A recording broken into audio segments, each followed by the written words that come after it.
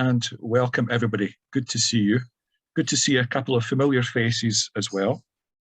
Aki and Mila Falchia, across in North Uist. Special welcome to you.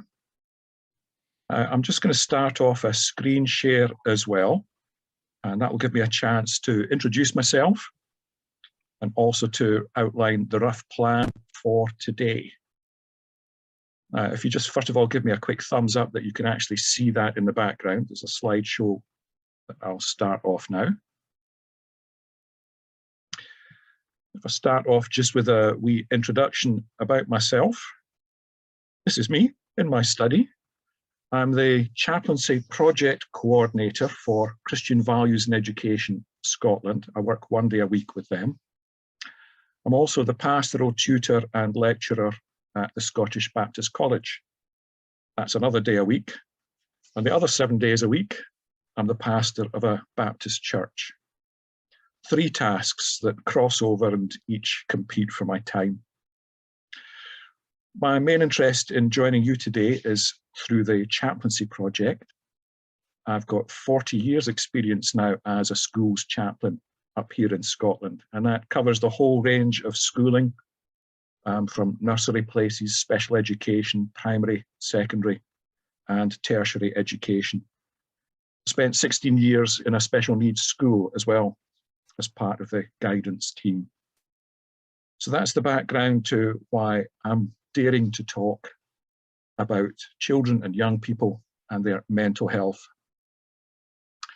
The plan for our session this morning is that I'll split it into 3 sections, and we'll try and get a wee break in between each section as well.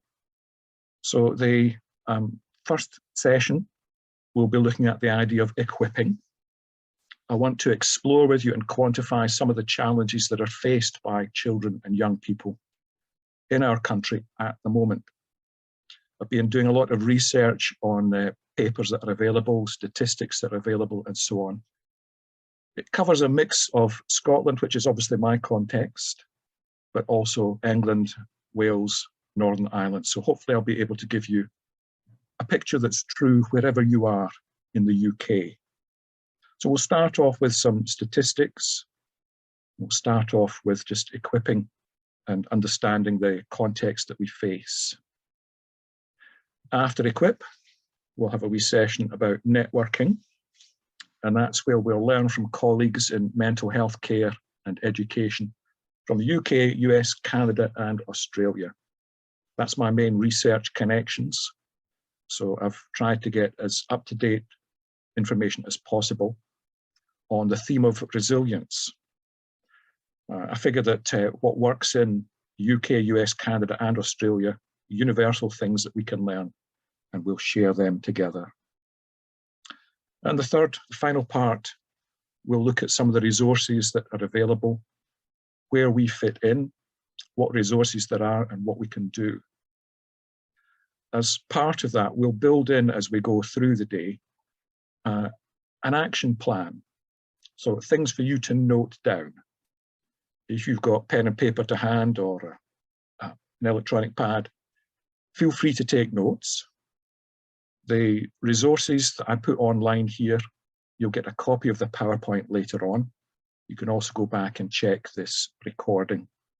But we will give you opportunity throughout this morning just to jot down a few things on an action plan.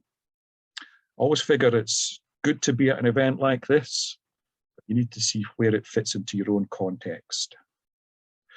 So let's start off. I want you just to, first of all, think about an average class. My context, as I say, is in Scotland, and according to the most up-to-date figures, the average class size in primary is 24 pupils. It's not vastly different if you're in England or Wales. You can't get an average figure for secondary schools because they tend to be in separate groups for registration, separate groups for particular tasks or classes. But if we take this as a nominal starting point, I want you to imagine an average class of 24 pupils. So that's covering from primary 1 reception classes, right up to the end of secondary schooling. Now, as well as trying to imagine that, I find it's always much better if you can actually visualize pupils that you know. So I'd encourage you to do that as we go through these statistics. I want you not just to imagine a group of 24, but picture a class that you interact with regularly, or a youth group, or a Sunday club, or an SU group. Whatever is your context, this will make much more sense if you're visualizing pupils, children, young people that you know. So I want you to fix in your mind their faces. And let's look at some of these statistics.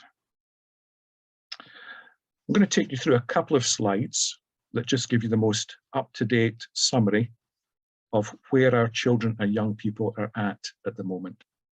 So if we take that nominal class of 24, what we know from the research that's being done at the moment is that 4 in that class of 24, 1 in 6, has a probable mental health issue. I know from working with CAMS teams as well, with researching with them, that some of the adult mental health issues are fixed already by the age of 13, 14. So for 1 in 6 of a class of 5 to 12-year-olds having a probable mental health issue, you can see you're laying down issues for the future. You're laying down a problem for the future. The time to intervene is when they're still young. But quite a thought that 1 in 6 already have an identifiable and probable mental health issue, and that's in the primary school age group. Just so you understand how that's shifting as well, that's a figure that comes from a report done in 2020, July 2020. So it's already about 18 months out of date. The previous report to that was done 3 years before, in 2017, and it estimated that 1 in 9 pupils in that age group had a probable mental health issue. So within 3 years, it's gone from 1 in 9 to 1 in 6. Given the circumstances of the last 18 months, it's highly likely that figure has gone even higher. But just picture that group that you know, 24 kids. 1 in 6 has a mental health issue that requires intervention, that requires professional help, that requires practitioners to be involved. And you won't know about any of them. You may know 1 or 2, but much of it will be hidden. The next wee statistic there, again, just take that average class, a sample of any 24 children and young people, 8 will have additional support needs. As I said, I spent 16 years in additional support needs at a specialist school, working half my working week in that school, taking part in the guidance team. Many of these specialist facilities have been closed down in Scotland, I think across England as well, on the basis of a philosophy of inclusion. So many of the specialist centres were closed and the kids were moved from them into units within mainstream education. There's some benefits to that. In practice, it's often created little ghettos. But when you look at the general school population, and not just specialist needs, but roughly 1/3 of the school population has additional support needs. That could be behavioural issues, it could be issues of dyslexia, comprehension, and so on. Comprehension, but they'll have additional support needs that will be entered on their individual learning plan. And that has to be taken into account in their education. I think we also need to take it into account when we're helping kids. 1/3 will need help. My wife is a speech and language therapist, and she points out that one of the additional support needs is often comprehension. So if I say to you, I want you to put your right forefinger on your nose, your left pinky in your ear, and nod your head. Yep, thank you for trying that. Perhaps you'll feel a bit stupid doing it, but that's a simple illustration. There was 3 instructions. Finger on nose, finger in the ear, nod your head.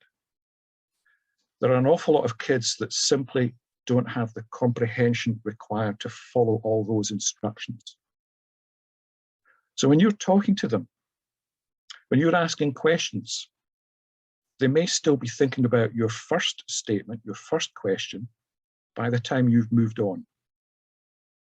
Additional support needs means slow down, simplify things. Have you heard of the SMOG test? That's a brilliant one to look up. The SMOG test is the standard measure of gobbledygook. You can Google that one later on. Look for the SMOG test. It's a great way to test your statements to kids, the things you write for them. The SMOG test, standard measure of gobbledygook, gets you to count the number of multisyllabic words, and it's got a little simple formula, and it'll give you a comprehension age. Now, you think you might be perfectly clear when you say something to a child to support them, but if they haven't got the comprehension level, they're not going to follow, they're not going to understand. So that's one wee thing. Check the SMOG test. It's relevant in terms of the third thing that we've got there. 2 out of your 24, 1 in 12, actually has English as an additional language. I'm thinking about some of the schools in Glasgow, for example, where they have a large immigrant population, refugee population. There's one of my schools in Glasgow has 36 different languages. English is the common language, but for most of them, it's a second language. For some of them, it's a third language. If we're thinking about counselling children, getting them through all sorts of issues, keep that in mind. Some of them don't speak your language. The next wee statistic there is very much up to date. It's thought that 2 out of that 12, out of that 24, so 1 in 12 have actually been absent already for an entire school year. Now that's lockdowns, it's COVID, it's the disruption that we experienced in this last year. I was talking to one of my head teachers just last week. She actually has children who've been missing now for 2 years. And because of COVID regulations, she's not been able to follow up. But I want you to think through, you've got that mental image of the 24 kids that you know. Are there a couple of faces that are missing and you suddenly think, oh yeah, when did I last see them? If 2 kids have been absent for an entire school year, if they've been absent for 2 years, they've missed a huge chunk of education that can't be caught up on easily. Into that setting, I want you just to have some sympathy as well for the teachers. The teachers in our schools, primary and secondary, lecturers as well, they are significantly stressed. The National Union of Teachers carried out a survey recently. It was just completed November last year, and it was asking teachers about their current stress levels. 68% of teachers say they are stressed all the time or frequently. And in that same survey, 60% say they would now not recommend teaching as a profession. There's many of them actually want out. They're so stressed. Okay, hopefully I haven't scared you with all of this. This is just a wee starter. Let's have a wee think about our action plan. We'll build this up as we go through. I want you just to jot down on a piece of paper, you've been imagining kids that you actually know, just jot down on your piece of paper, or just put down initials if you want. Note the names of the children and young people you know who have a probable mental health issue. Jot that name down, or initials. But also just beside that, I want you to put down who's giving that help. Do you know? If you don't know, find out. Find out how you could partner with them. If you think there is nobody giving that help, what are you going to do about it? So I want you to make this concrete, so not just imagining, but thinking about kids, children, and young people you know, which ones have got a probable mental health issue, who's giving that help? Who are the ones that you've got to put beside them ASN, additional support needs? What are their specific needs? Is it already a part of their individual learning program or whatever your equivalent is in your school? Thinking about the kids who have English as an additional language. What resources do you have that are in their language? One of the sites that we'll look at under resources later on is brilliant because it has resources in 12 different languages. It's got it in Polish, Slovak, it's got it in Urdu. So there's information there, but for the kids you know where English is not the first language, what resources do you have? This other one, have you now got to mind kids that have actually been missing from your youth group, from your school class? Maybe you're surprised to discover just how long they've been missing. Have they been absent for an entire school year or even 2 years?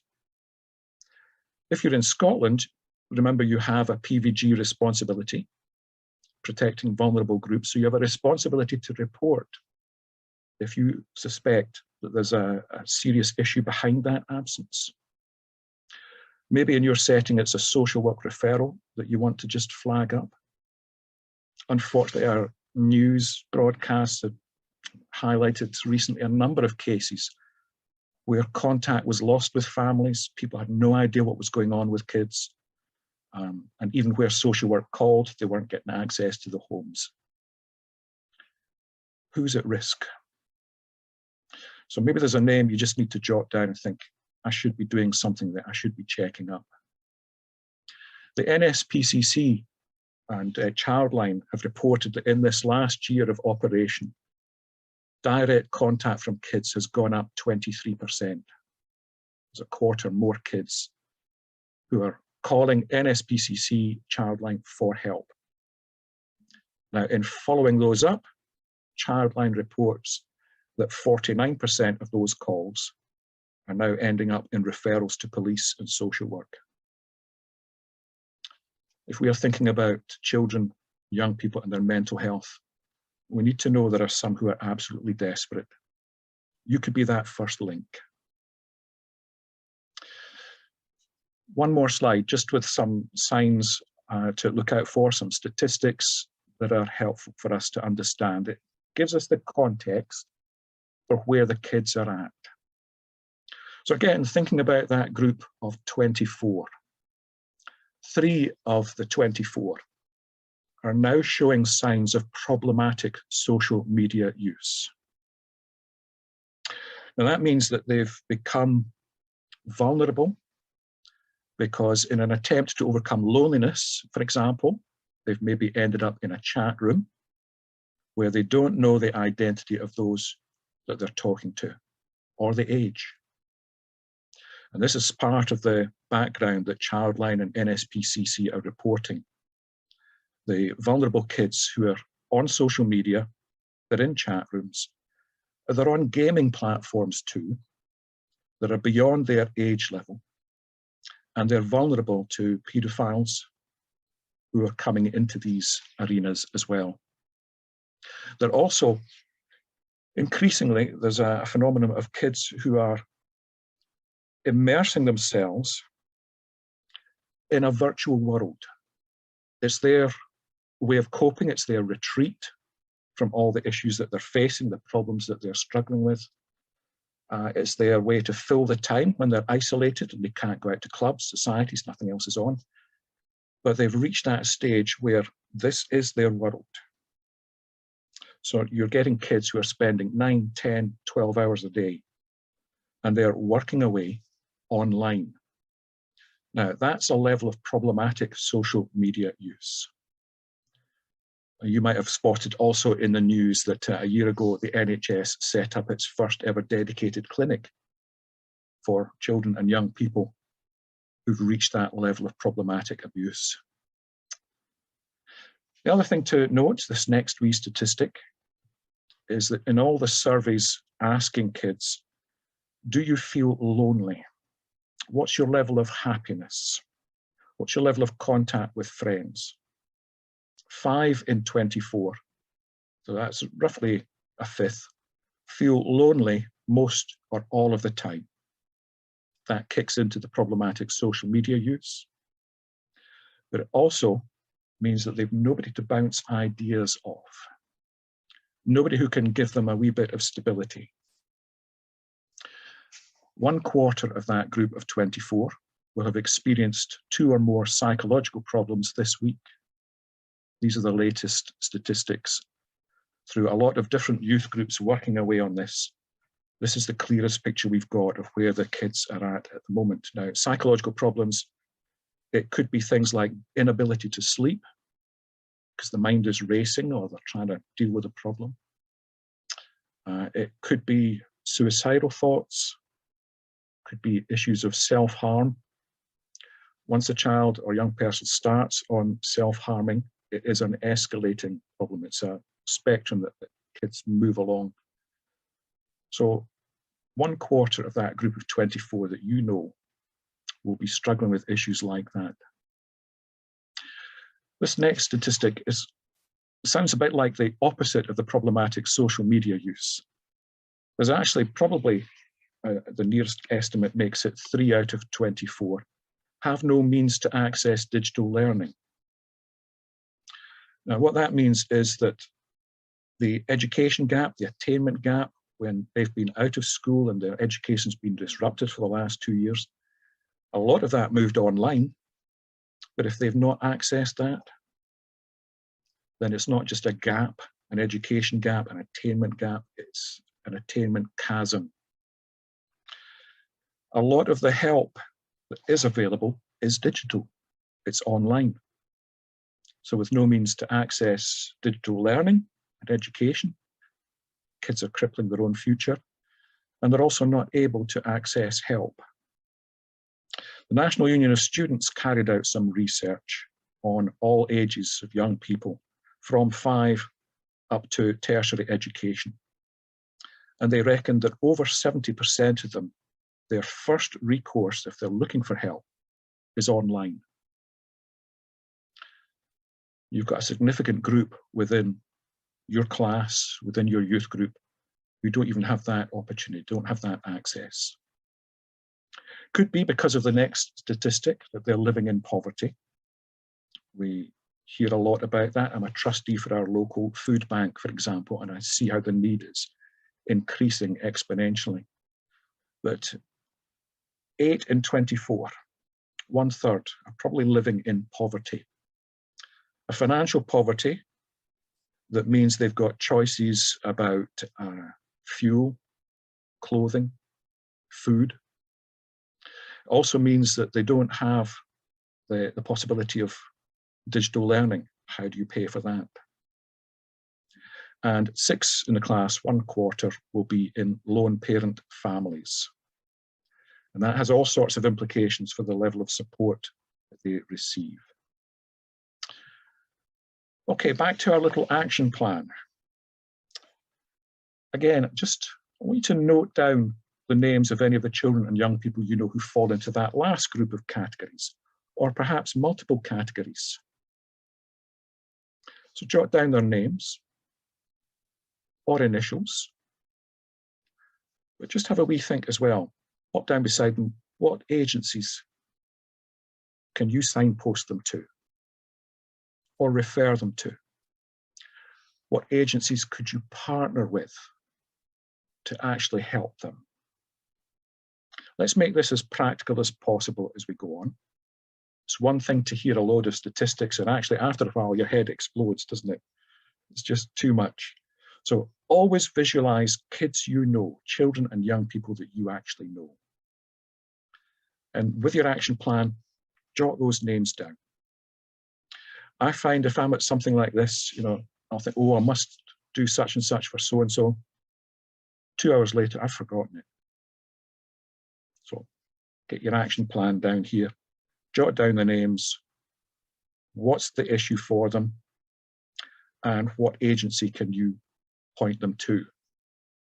Now, you've listened to me very patiently, and I've rabbited on for a whole 20 minutes already. But I want us to open this up. What are the implications of all this? We've painted a picture with statistics. Hopefully you're now visualizing an actual group of kids that you know, children and young people. What are the implications of the statistics you've heard? What are the children and young people that you know actually struggling with the most?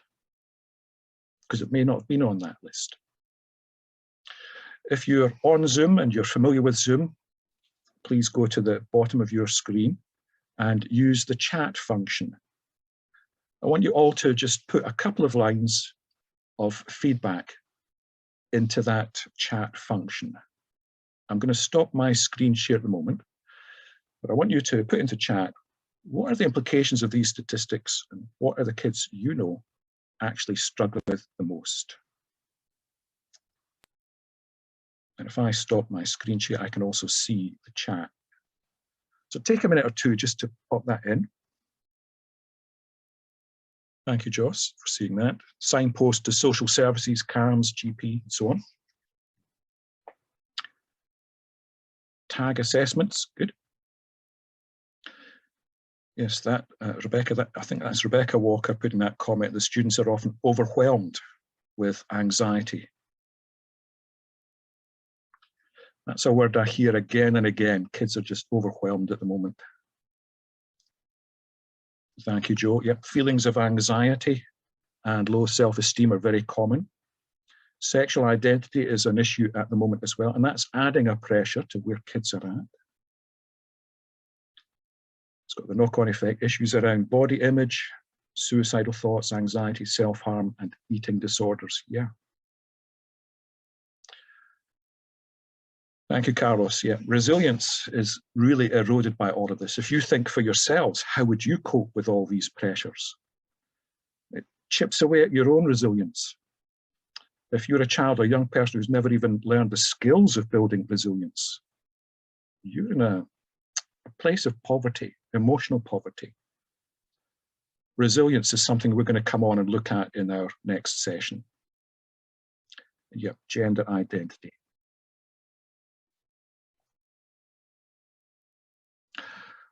Well, that's interesting, Carlos. Yeah, I think there's quite a few of our children and young people who've given up. They just have no interest anymore in taking care of themselves. And if there's nobody there to prompt them, to chivvy them, that just magnifies. There comes a helplessness where the problems that you're trying to sort are just so big that you give up. Thank you, Emma. Yeah. Steve, just thinking about that and trying to tease that out a bit further. I hear everything, and seeing that certainly in the young people I still have contact with. When people begin to lose that interest, that's kind of certainly the fringes, if not more so, of depression, isn't it, for many? So that potentially signifies a downward spiral.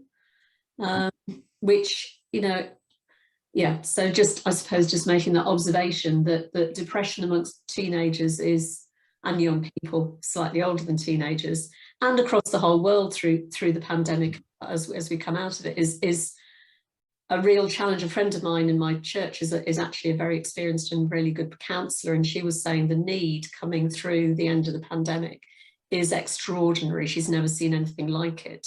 And that's with adults, not with young people.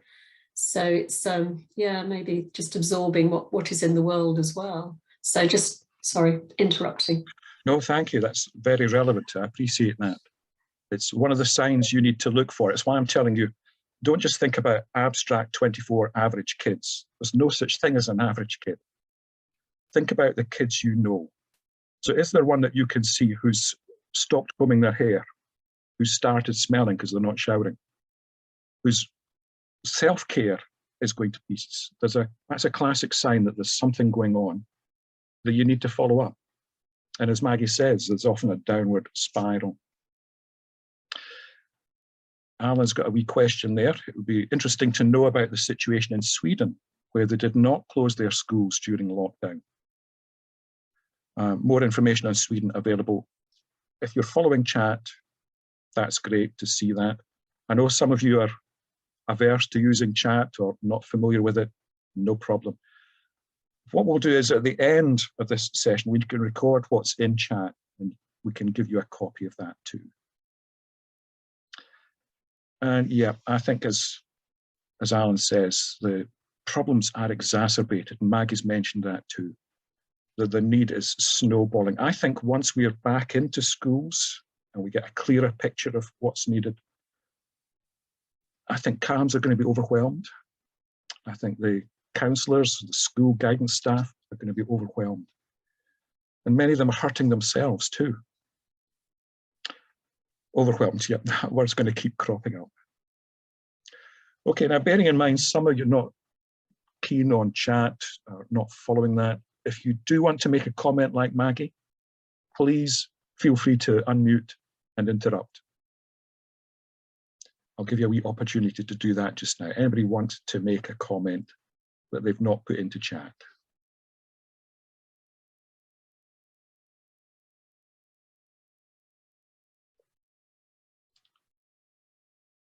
Okay, even allowing for a satellite delay, I think we're happy just to carry on. Okay, we've kind of set the scene. That was the first stage of what I wanted to do. I'm going to restart my screen share and come back to that. Thumbs up, please, if you can see that. Lovely, thank you. Okay, let's just carry on for a moment. Let's try and summarize what those statistics actually mean. So this next couple of slides just kind of put the words to it that tell us what are the kids dealing with. Statistics is one thing, imagining the group you know is another, but what are they actually struggling with? I think first and foremost, there's huge issues of loss and bereavement. Now, there's the obvious sense of bereavement that some of the children and young people you know have lost their parents or their grandparents. They've lost their carers. They've lost somebody in their family. And because they've not been in school, they're struggling to cope with that.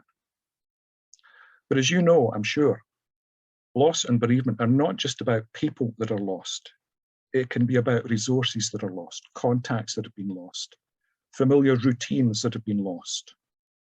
So some of the kids have not been able to interact with clubs and societies, associations that they were part of because of lockdown. My head teacher that I worked most closely with was telling me that in her reception class, in her first year class, coming into primary school, there are kids who are scared because they've never had physical friends. They're scared because they come into a class with other kids and they've never had that social interaction. For the last 2 years, that's been missing. That's loss. So the loss and the bereavement covers a whole host of different attitudes, different arenas, different things.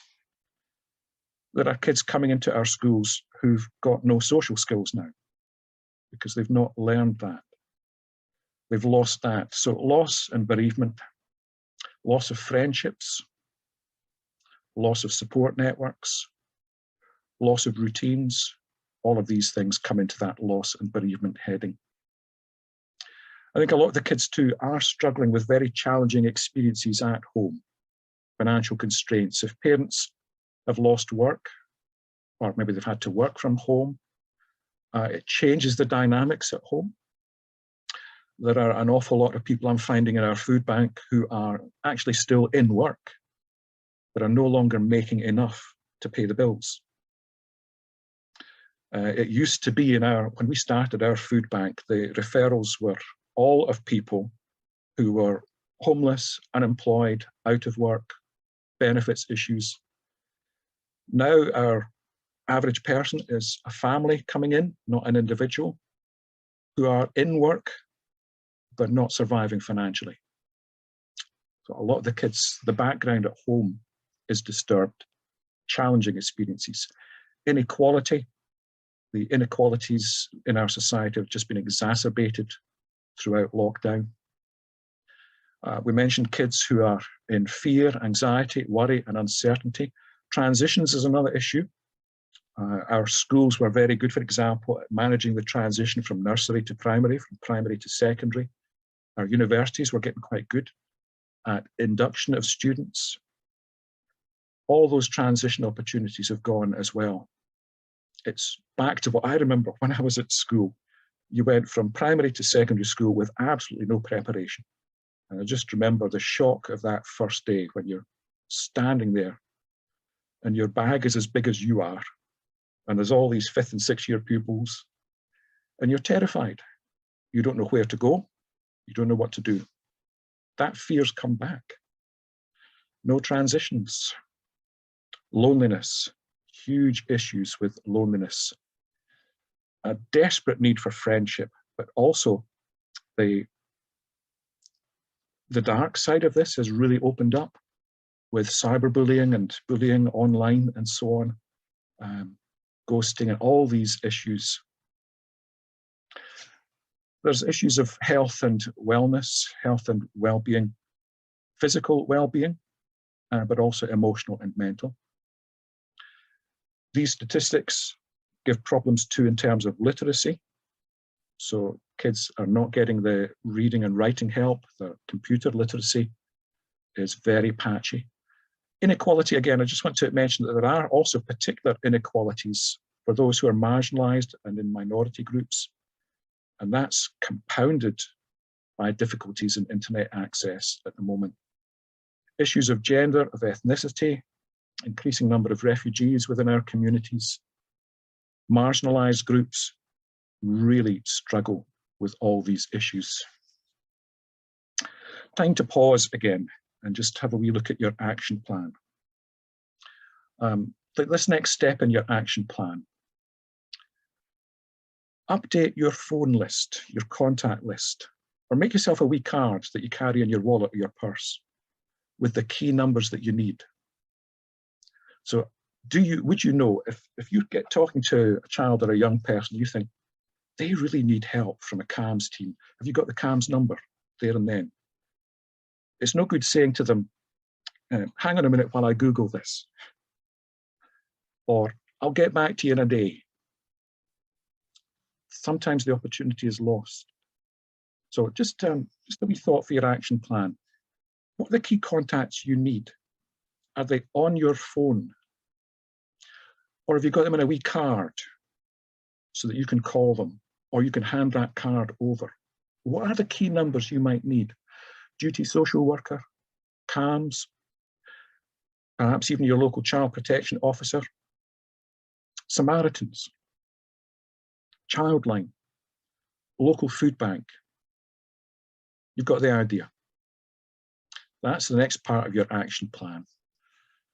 What are the key contacts you need to have at your fingertips? So that means on your phone or in your wallet. Who else do you need to add to that list? Now I'm going to stop the screen share again because we've been going for 45 minutes there, and I said we would take a couple of breaks as well. So can I suggest that we take a break till 10:02? That gives you 7-8 minutes for a wee rest, and also just to start jotting some things down on that action plan. Mag, is that okay? That's absolutely great. Thank you, Steve. I'll pause the recording here. Welcome back, everybody. All right, we're back in session. Good to see you. I'm aware we are on Zoom and most of us are from home. So if you do need to mute, blank your video at any time to deal with the cat or the kids, it's okay. You don't need to excuse yourself. Just feel free to go off and deal with that. Let me start the screen share again and bring back up the next part of our session here. We're going to look at the idea of networking, and we'll start to think through a bit more clearly issues of resilience. Now, before I start that, just to pick up on a point that came while we were having a wee chat, Maggie and Joss were saying that in a school context, Often the safeguarding officer will have access to a lot of these information, the phone numbers that you need, organisations that you can contact. In a school context, please don't ever bypass your systems there. So whoever is responsible for your child's safety, for your safeguarding, they'll often be that key link. So work through them. I think it's still useful to have all this information at your fingertips, because certainly in my community, I meet kids out of school. I meet families out of school. I meet them in different contexts. Joss's school had a brilliant idea. They actually give a list, a wee printed list to every pupil, which has 10 or 12 key contacts for eating disorders, for loneliness, for all sorts of issues. So that's actually put into the hands of pupils. And they also have little posters up in the common areas which tell kids where they can find help. It's got the numbers there for Childline and so on. So add that to your action plan. Let's come back to thinking about resilience, how we can help pupils, children and young people to build up their resilience. I'm going to use some of the information I've picked up from colleagues who work in mental health and education and psychology, as I say, from across the UK, United States, Canada, and Australia. So let's have a wee think about resilience. And first of all, try and define what is resilience. Resilience, I think, is the key word that helps when children and young people feel overwhelmed, or when they're dealing with any one of those issues that we've looked at on the statistics pages. But what is resilience? What is it we're talking about here? I've got 4 different definitions. If you're in England, the key document is Public Health England, Building Children and Young People's Resilience. This was part of the Health Equity Review that's ongoing. It says, very simply, resilience is the capacity to bounce back from adversity.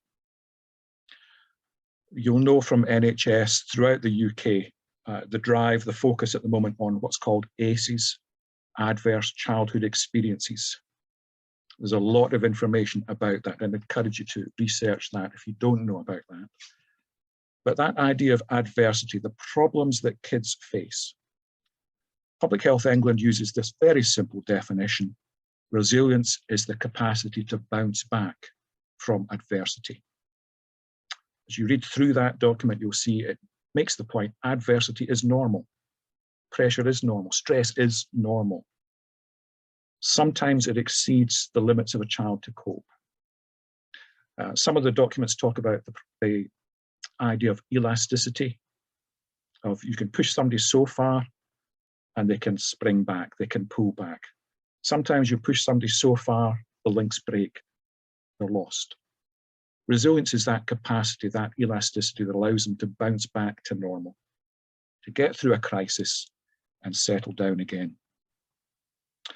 Different concept in Canada. This is from Strengthening Children's Resilience. It's from the Mental Health Foundation in Canada. This is a wee bit a report that was written recently called Empowering Children in the Middle Years. It says that resilience is, well, children who are resilient have the emotional, social, and behavioural skills to successfully navigate life's challenges. Resilient children face hardships courageously and may even thrive when confronted with difficulties. So the Public Health England was about bounce back, coming back to some sort of stable level. The Canadian model, I think, is a bit more positive. And it acknowledges that adversity is normal, and actually the skills children and young people learn through adversity can help them in life. There are skills that they can learn. If we go across to Australia, a lot of the mental health capacity, the assistance for children and young people has been farmed out, as it were. So Beyond Blue is one of the key agencies, and they've produced a really good guide on building resilience in children from birth up to the age of 12, roughly to that stage where they move to secondary schooling. so that they've got a really good practice guide, and I'll give you details of how to access it later. It's an Australian study by the Parenting Research Centre, and it defines resilience as doing well during or after an adverse event. And I like the simplicity of that. The problem is, it's how do you quantify that? Doing well, it's one of those kind of nebulous phrases. There is guidance in their practice guide about how you would define that. And a fourth one here, this is from the West Sussex County Council Health Partnership. Another great document. It's a bit older now, 2008 this report came out, and it's on promoting emotional resilience. I think it needs work on it. I think it needs updating in the light of the 2 years of lockdown that we've been through. But I think that their basic definition of resilience is still quite helpful. Resilience is a phenomenon that enables children and young people to survive and also to function despite disadvantage and risk. Beyond that, with the normal challenges of growing up. Now, I see some of you frantically trying to write these things down. If you miss something, no worries. You will get a copy of the PowerPoint and my notes later on. That's part of what you've signed up for. We'll give you all these resources. So don't panic if you don't get a quote down. But I quite like this definition from West Sussex County Council. It's not just about surviving, but continuing to function despite the disadvantages. And also I like that phrase, beyond that, of the normal challenges of growing up. As I say, pressure is actually normal. So 4 definitions there, and I appreciate that's now quite small print, but it means I can fit them all there for you.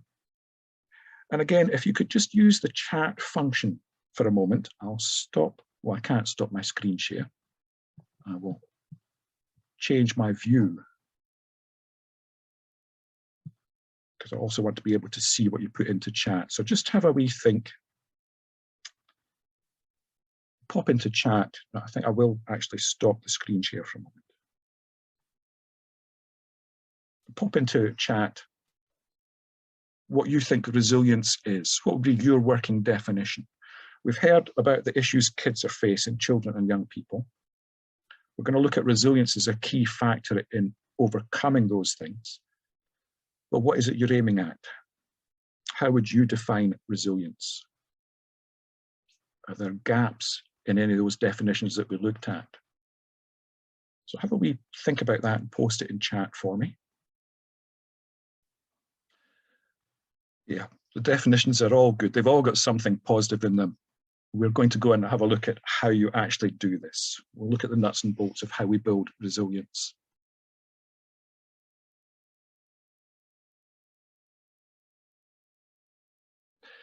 It's interesting, I think a lot of the definitions of resilience are about recovery, about surviving it.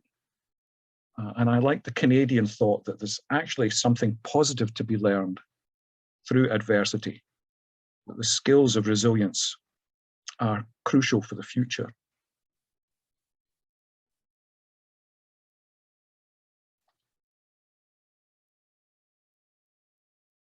Thanks, Rebecca. Yep, courage is a key word.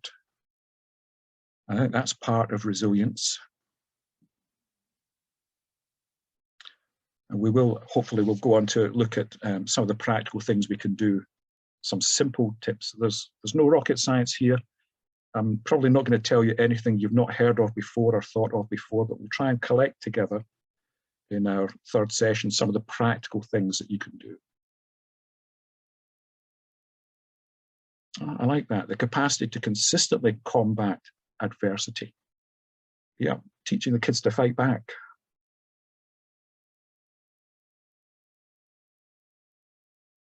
Okay, 1 or 2 of you may still be posting a thought or comment there. I'm conscious of how much I want to get through today and pass on to you. So I'm going to restart my screen share, and you can still add bits into the chat there. I want to have a look at some of the actual tools that we can use, some of the techniques that will help us to build resilience. So I'm back to screen share here. Give me a quick thumbs up, please, if you've got that back on screen. Lovely, thank you. Let's bring together that networking from Australia, Canada, US, and so on, and just start off by making some observations about resilience. First of all, what resilience is not. It's not an innate quality that only some people are born with. I think it's quite important to say that. We all know people who always seem to naturally bounce back. And actually, I find them quite discouraging when I meet them, because I think, I'm not like that. Maybe there's something deficient about me. There's something wrong in me. So just to know that resilience is not an innate quality that some are born with. Okay, and to encourage kids, this is something they can learn. It's also, resilience is not a fixed character trait. Again, in that sense that you either have it or you don't. It's not solely about the skills and capabilities of the individual child. There is a lot that you as a parent, as a carer, as a teacher, as a youth leader can do as well. It's also about the individuals surrounding a child, also about their community and society and the help that's available. And I think it's also worth saying there that resilience is not freedom from negative emotions. It's not some kind of magic get out of jail free card. Resilience is not a cloak of invulnerability. Life will still hit you with adverse circumstances. So I think sometimes just letting children and young people know pressure and stress is normal, and they will still struggle with negative emotions, but giving them the tools to handle that is what this is all about. A couple of pointers just about resilience. We've looked at what it's not, but what is it then? I think resilience develops through that interaction between individual factors, so a child and their temperament, their character, but also the environmental factors that surround them.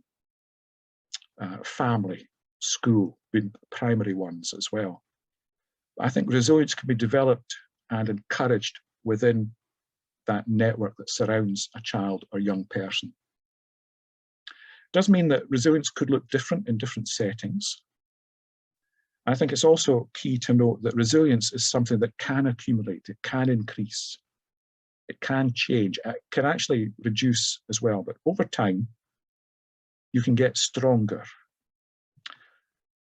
Let's just have a quick think about this. I've got a wee diagram up on screen here. This is pinched from Beyond Blue. So this is the Australian model. And behind this Australian model lies a sociologist called Bronfenbrenner, which some of you may have come across his work. Uri Bronfenbrenner spoke about the different circles that surround each of us. So right in the center of that diagram, you've got an individual child. But around that child, you've got all the family factors, parents, siblings, grandparents, family connections and friends and so on. There's another circle beyond family, which is your community factors in some ways, the school, how it handles and helps individual pupils, the services that are available, the neighbourhood you live in, the friends and peers you have, the community infrastructure that's around you. Is there access, for example, to a park, an open space? Do you have easy access to clubs, societies, games pitches, recreation areas? And then on the wider circle, there's what you might call societal factors, public policies, social and cultural values. The social and cultural values can have a huge impact. Probably some of you have grown up with hearing or being told, for example, boys don't cry or man up. There's a societal factor that often means boys don't talk about, they won't open up about issues that they're facing. There are also societal factors that sideline women and girls in particular. There's a gender imbalance, what you'll find constantly in the statistics is that the level of anxiety in the girls is often much higher than it is in the boys. There are societal reasons, I think, for that. So right at the heart of this diagram, you've got the individual child with their own particular factors, their coping skills, their ability to self-regulate, their sense of self-identity, self-confidence. But no child is ever an island. No man is an island. John Donne's poetry, if you know it. No man is an island entire of itself. Send not to ask for whom the bell tolls, it tolls for thee. Every individual, you too, is part of that wider network of circles. Joss, you look like you want to make a comment. I wanted to make, sorry, there was two comments I wanted to make. One was about the gender, and that you said it is more prevalent amongst girls, which I see as well. But I have always thought it's because girls are much more open to talking about it, and they're much more open to express themselves, and that it may not be such a gender difference. It's just that it's the lack of, it's the fact that they're more prepared to seek help and to talk to somebody, and boys, for the reasons that you've said, are less likely to. That's as opposed to the, the issue. As opposed to there being more or less amongst girls. But I don't know, you may disagree. No, I think you're quite right. There are all sorts of reasons for that difference in factors between the genders, but I think you are finding what I find as well, that girls tend to have higher anxiety levels. And the research confirms that as well. That in the latest happiness scale, well-being scale that was done in Scotland just last summer, showed quite a marked difference between the genders, that boys generally rated themselves as happier than the girls did. And that's more than just about their ability to communicate. But thank you for that. Let's carry on and have a look at a metaphor for resilience. And then we'll look at some of the practical things. Now, this is a common metaphor that's used for resilience. It's used in the Beyond Blue. It's passed from Australia across to the United States. And it's an illustration that crops up now increasingly in lots of different things. I see some of the NHS publications also now use this metaphor. It's a way to talk about resilience and adversity, and a way for professionals to understand where they fit in and how they can help. So the image is there. What you have to do is imagine a plane in mid-flight that's encountering poor weather. And that poor weather represents the adversity that life brings. Now, the ability of the plane to get through and reach its destination depends on the level of resilience. So if you use your imagination, the factors that get that plane through are, number one, the pilot. And in this metaphor, you identify the child as the pilot. I think it's important in any help that we offer, in any guidance that we give, in any partnership with a child or young person, we recognize their capacity to decide for themselves. We need to respect them. We need to honor them. They're in control. They're in charge.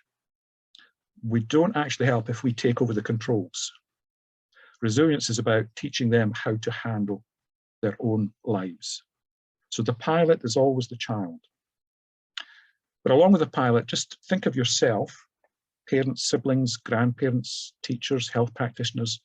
You're part of the crew that's there helping, the co-pilot, flight crew, ground crew.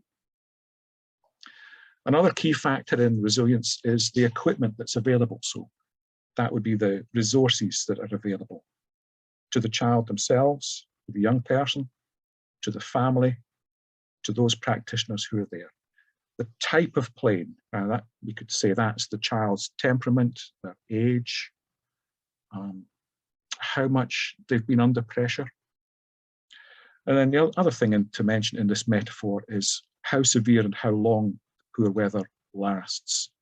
So that's about the severity of the situation they face. Now, the idea in this image is that different planes will respond to the same weather conditions in different ways. So do children. So some children will breeze through a situation of adversity. Others will really struggle. The pilot cannot handle the poor weather adequately without the assistance of flight crew, ground crew, co-pilot, and so on. And although the plane itself can't be made stronger by the adversity, the pilot can gain in skill. Something to keep in mind. So I think it's a useful metaphor. Let's have a look then. I think the key thing for us to grasp is that resilience can be learned, can be taught. And I want to try and go through just briefly some of the practical things that will help that. Strategies for increasing resilience. First of all, to encourage healthy thinking. Armstrong's report comes from Canada, Beyond Blue comes from Australia. Manctillo is a United States study, and the Sussex NHS. They all point out the same thing. One of the keys to building resilience is to help children develop patterns of healthy thinking. The quote is actually from Armstrong's paper, and she says, "Coach children about their self-talk, the many thoughts that go on in a person's mind all the time." Now, you and I do it. We all do it, actually. As a situation develops, we're thinking through to ourselves now, how do I cope with this? Or we're thinking through, oh, goodness me, I'm scared. Or panic. There's a constant dialogue goes on inside our heads. You know somebody's cracking up when they actually voice it, or when you start talking to yourself. But healthy thinking, this is one of the keys, one of the first places to start, is coaching children about their self-talk.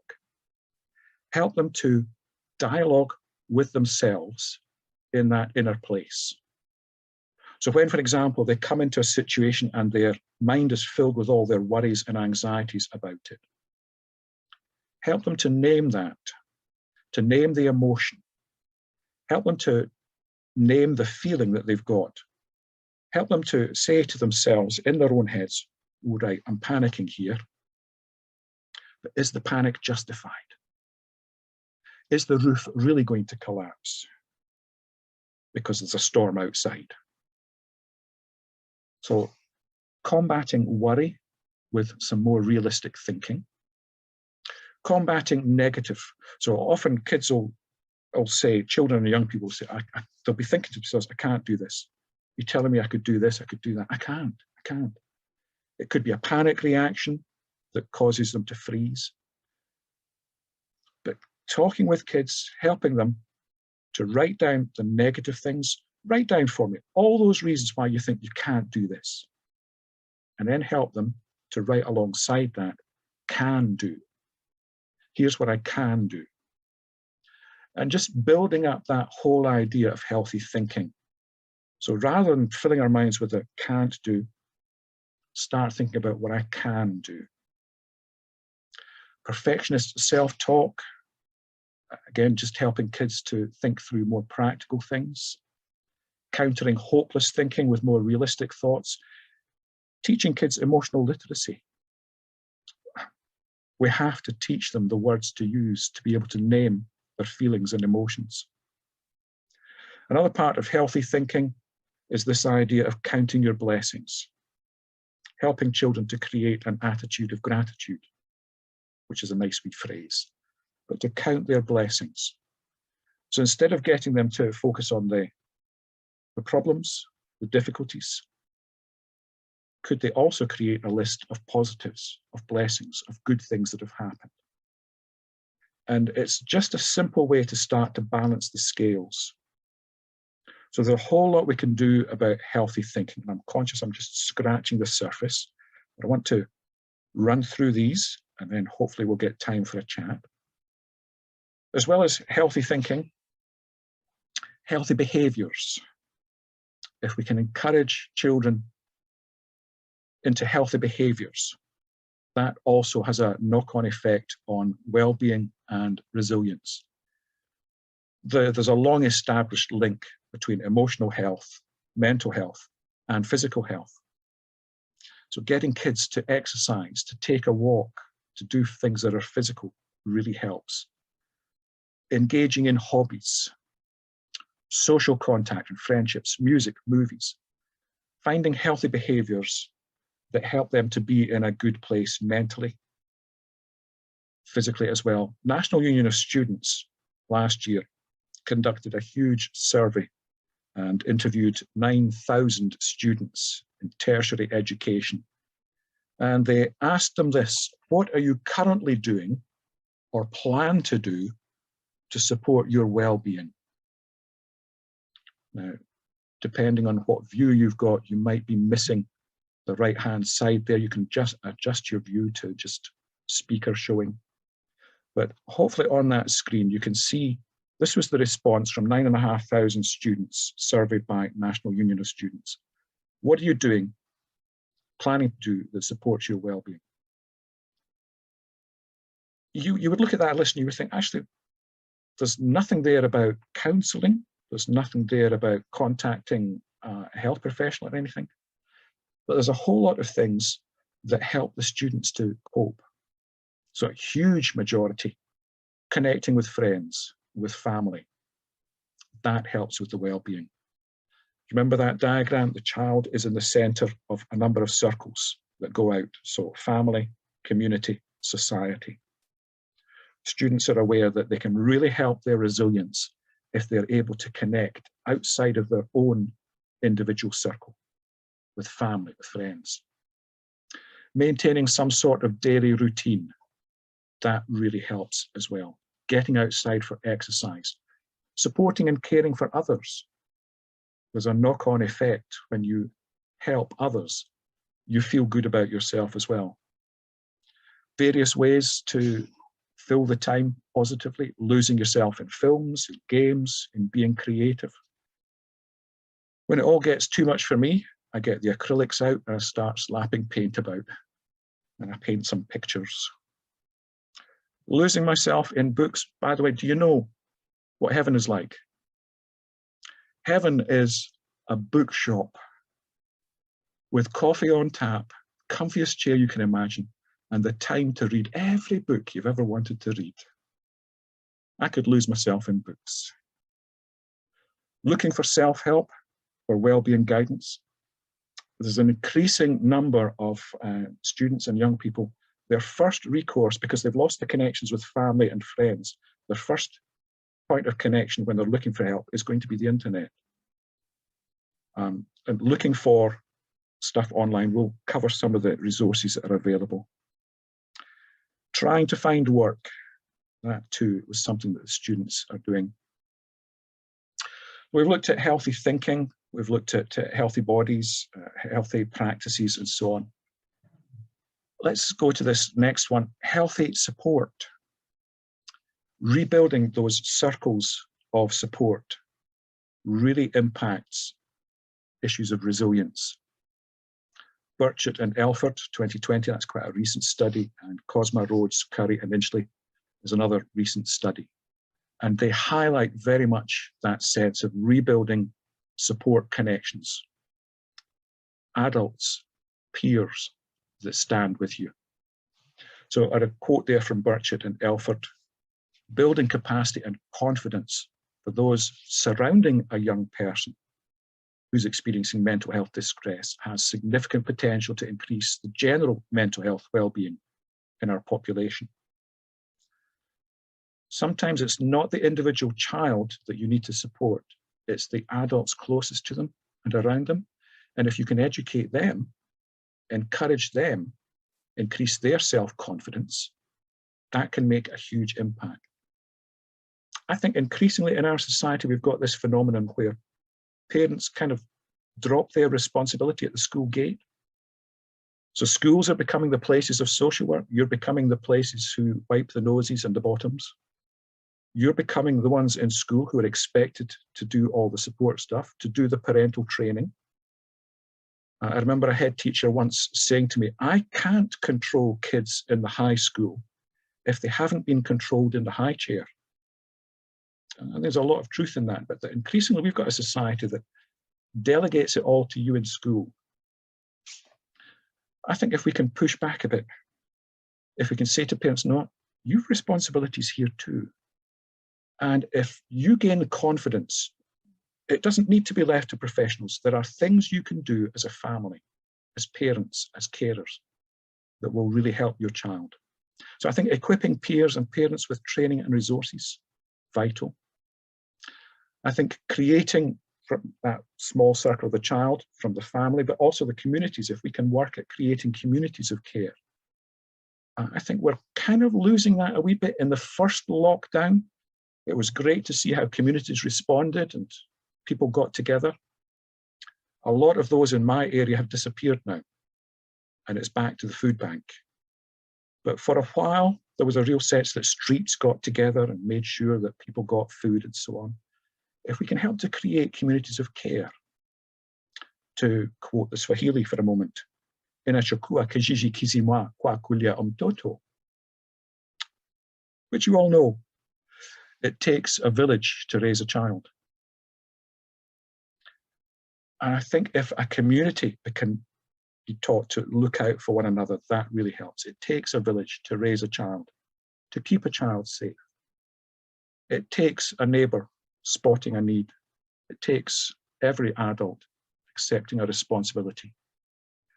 There's another version which there's another version of that in Swahili, which basically says it takes a lot of knees to change a nappy, which is another way of saying the same thing. It can be messy at times, but if a whole community can get involved, that really helps. A key thing for healthy support is the idea of one good adult. Jigsaw is a mental health group working in the Republic of Ireland, and they highlight this. They've got a lovely focus on this idea of one good adult. So encourage each child to name that one good adult. Who's the one good adult you can talk to, you can unburden with, you can ask for advice? Who's the one good adult that you would go to for help? The model in Republic of Ireland focuses on this theme of one good adult, helping kids to identify the one good adult, but also encouraging adults to be that role model. I'm going to play a quick video here that comes from the one good adult and explains it far better than me. So I hope this will run okay. But here is just a 2-minute video on the concept of one good adult. When I'm feeling down and I want to cheer myself up, I listen to music. That's my thing. Getting a new album, going to see a show, singing my heart out, it all helps. I get out, I go for a walk. It really clears my head. I do something that puts me in a good mood, like a game of soccer.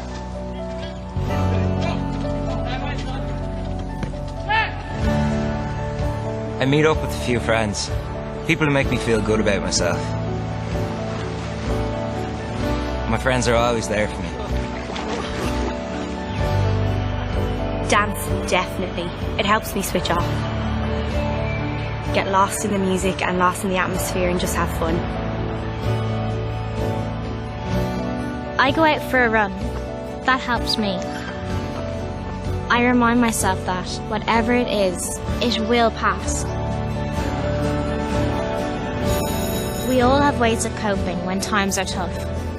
But if all the things that usually help you just aren't working, might be a good idea to talk to somebody. Talking to a supportive adult can help put things in perspective. I know I can count on my older brother. One good adult in my life. Someone I know I can trust. I talk to my dad. I have a great relationship with my ma, so I talk to her. I talk to one of my teachers. I talk to my guidance counsellor. I usually talk to my sister. Talk to an adult. They can really help. There's always someone around who can listen and support you. Who might that person be for you? Perhaps you could pop something into your action plan at this point and just have a wee think. Who could you be that one good adult for? Or beside the names of each of the children you've listed already, who's the one good adult that they have, or do they have such a thing? And that will allow me a moment just to sort this out. That concept of one good adult, I think, is a particularly useful one.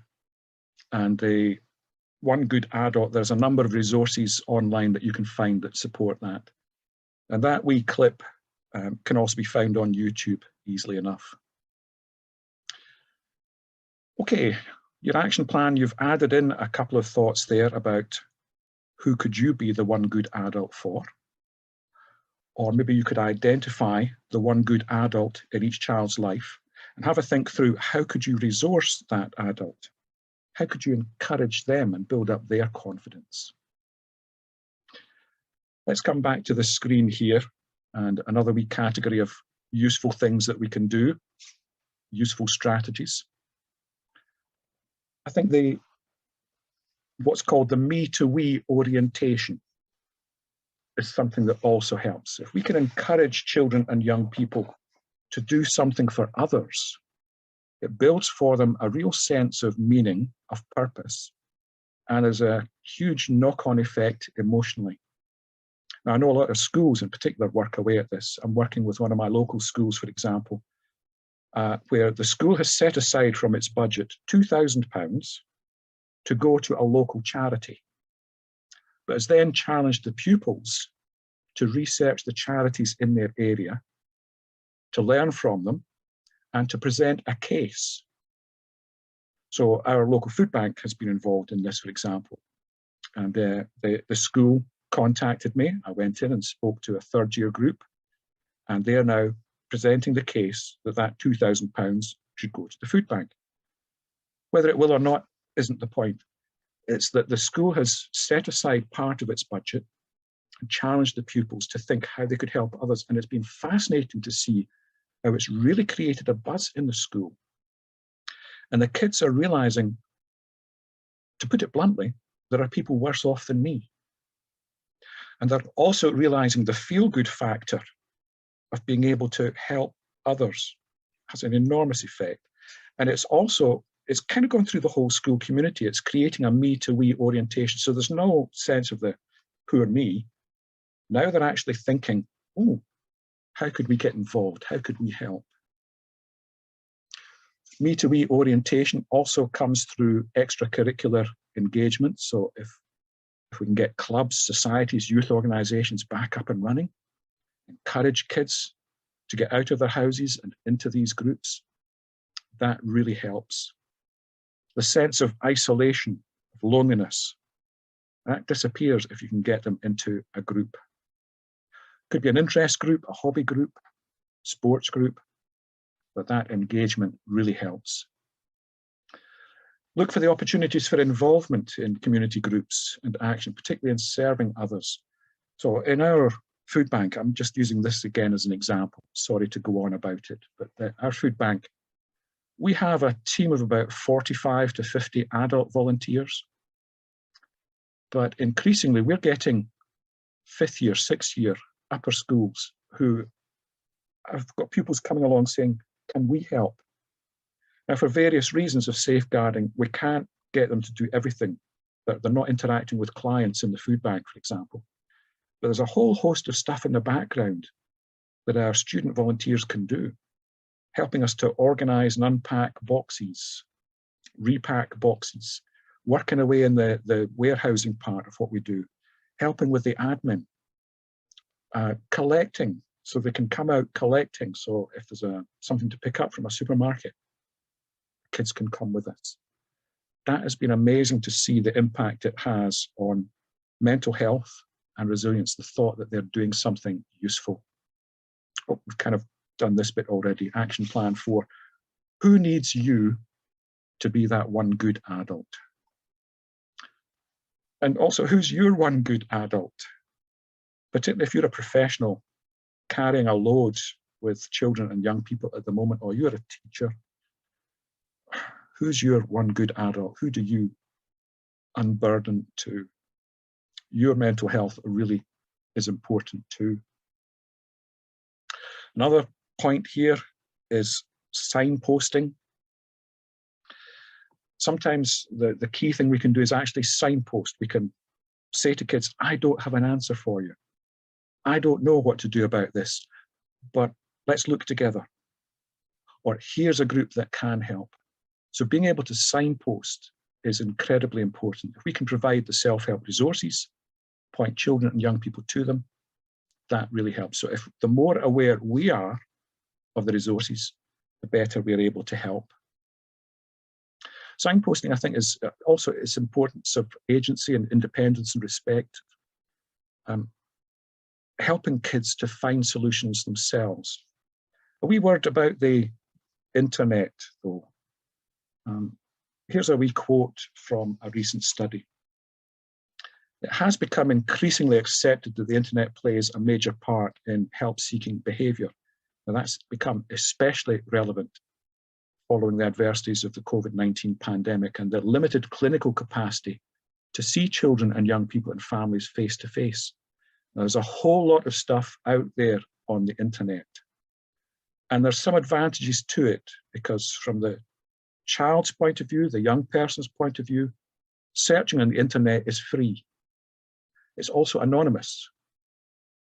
So if they haven't got the courage to name a problem, to come to somebody, they can search online and it's anonymous and it's confidential. So there's some advantages to internet access.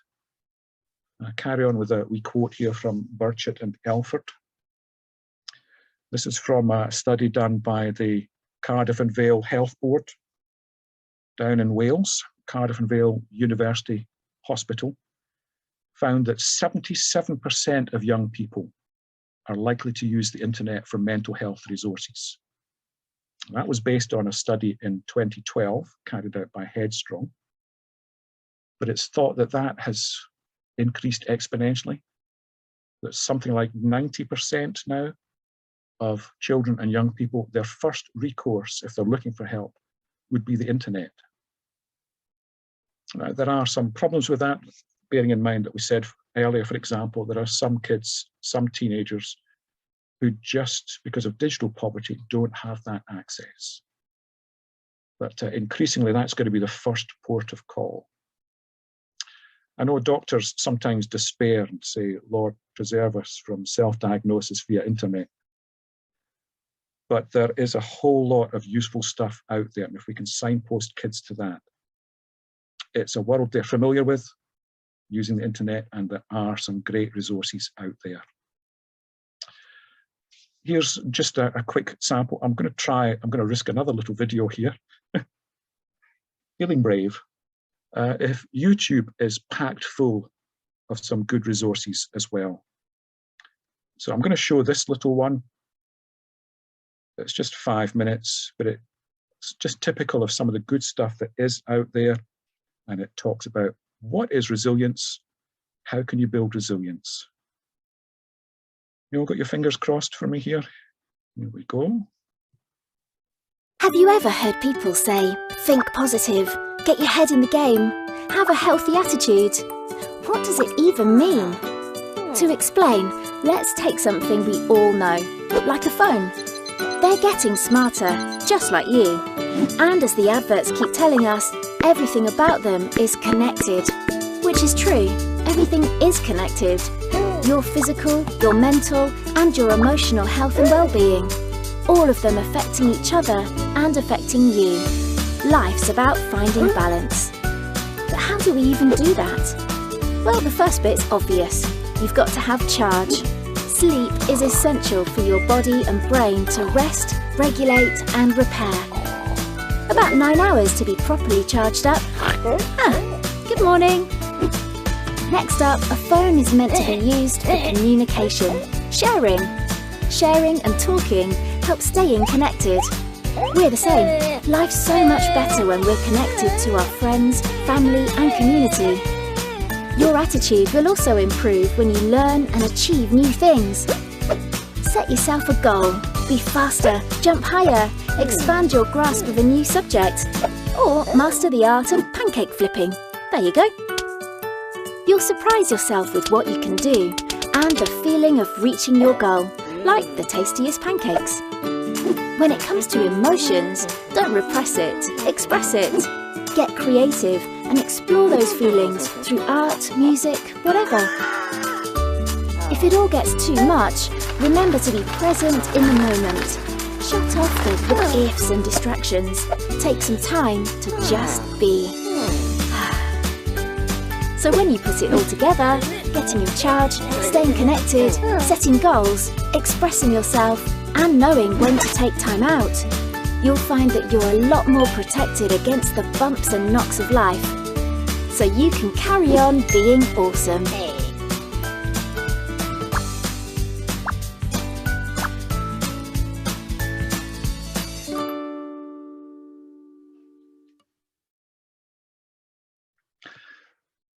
I've got one last section, which is just a whole smorgasbord of resources for you.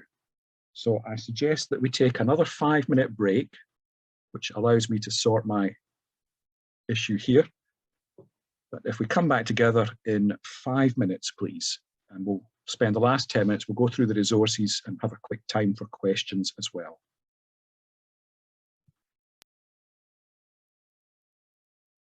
Welcome back, everybody. The time is 11:48 and 12 seconds. Now, I want to respect your time as well. You've signed up for a seminar that goes from 10 till 12. So for these last 10 minutes, I just want to run through a quick section which shows you some of the resources that are available. I'm conscious what we've done in these 2 hours is really just first aid. It's sticking plaster stuff.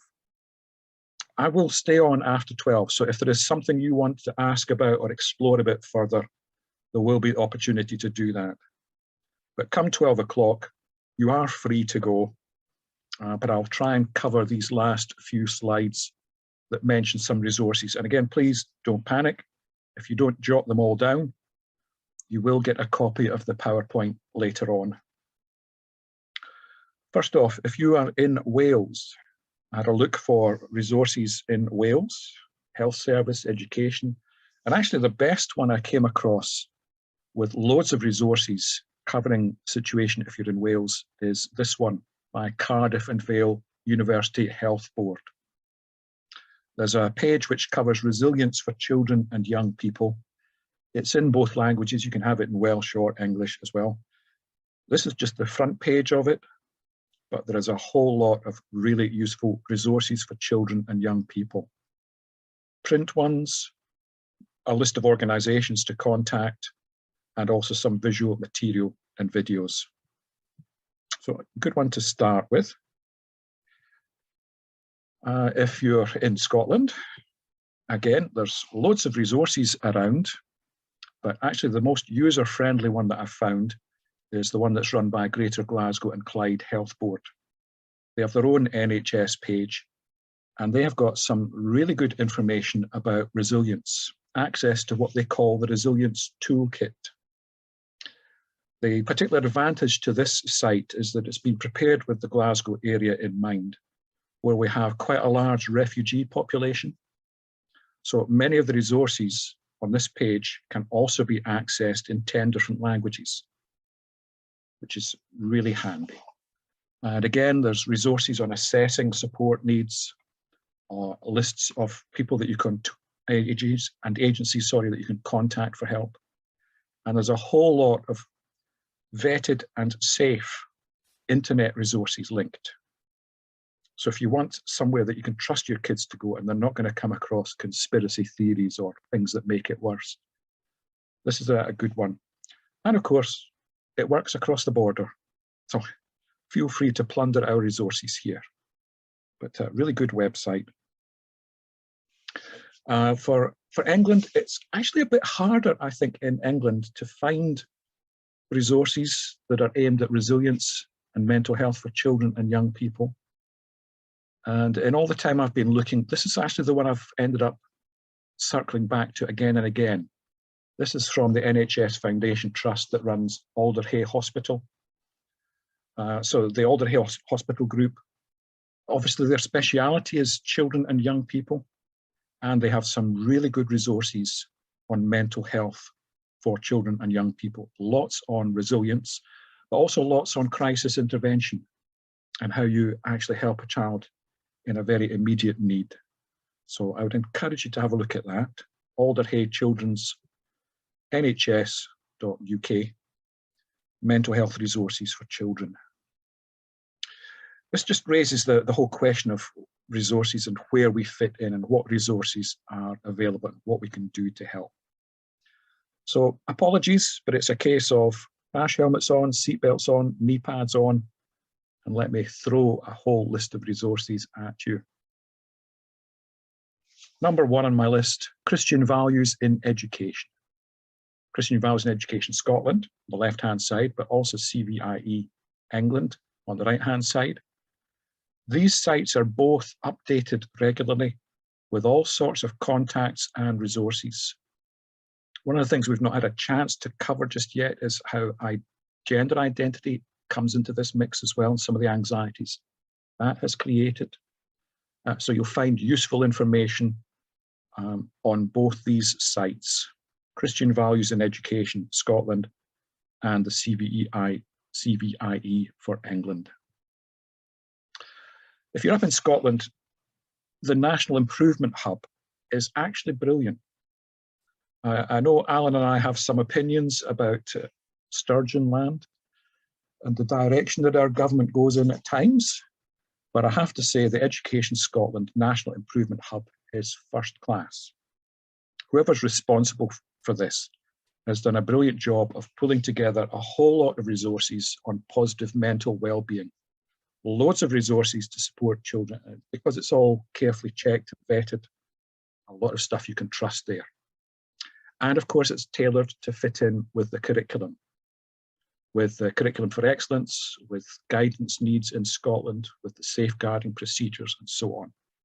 So I recommend that, whether you're in Scotland or not. There is an English equivalent.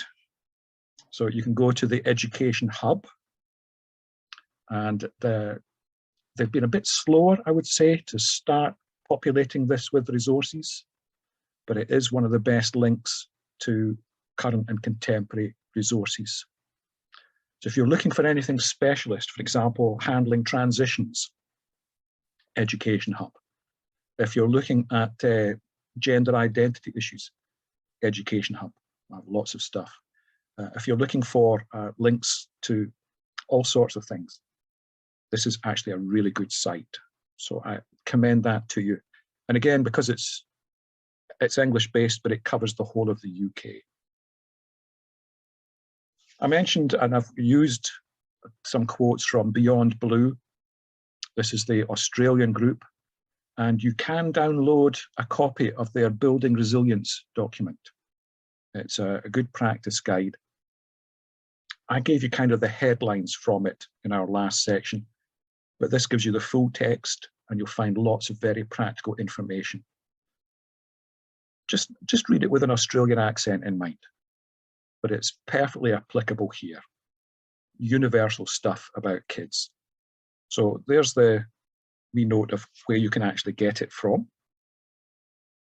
The West Sussex County Council Partnership, their document is called Promoting Emotional Resilience. It's 140 pages long, but it is also very practical, and it's dated. If you look through some of the visuals in it, you'll see, yep, that belongs in 2008. But all the ideas are there. So instead of reinventing the wheel, if you're looking for a wee workshop to run with a small group, or you're looking for individual help, in this document, you'll find all those things there. There's about 15 different approaches for helping groups develop resilience. There's another 6 or 7 for individual one-to-one interventions. You'll find a lot of helpful things. It does exactly what it says, helping children find ways to function in a world where bad things happen. So that's another key document.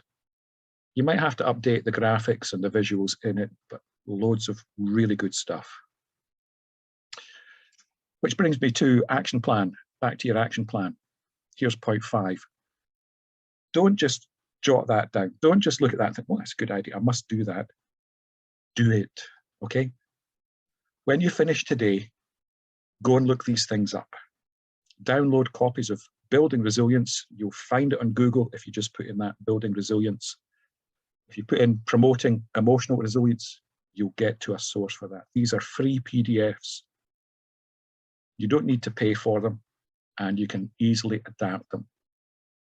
So your action plan is first, get hold of these, okay? I will be coming to check on you, okay?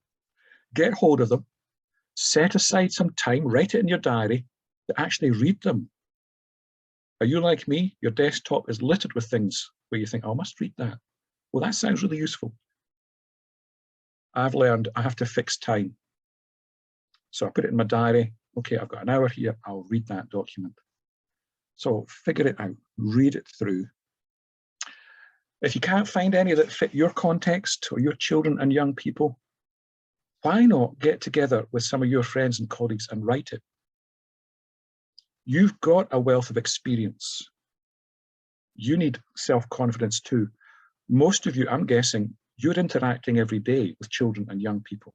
You've learned things along the way. You've picked up skills and abilities. So have your colleagues. Schedule the time, get together, share your insights. Make that part of your action plan. Share your insights, and then teach that to others. I look forward to reading your book, each of you, your next book.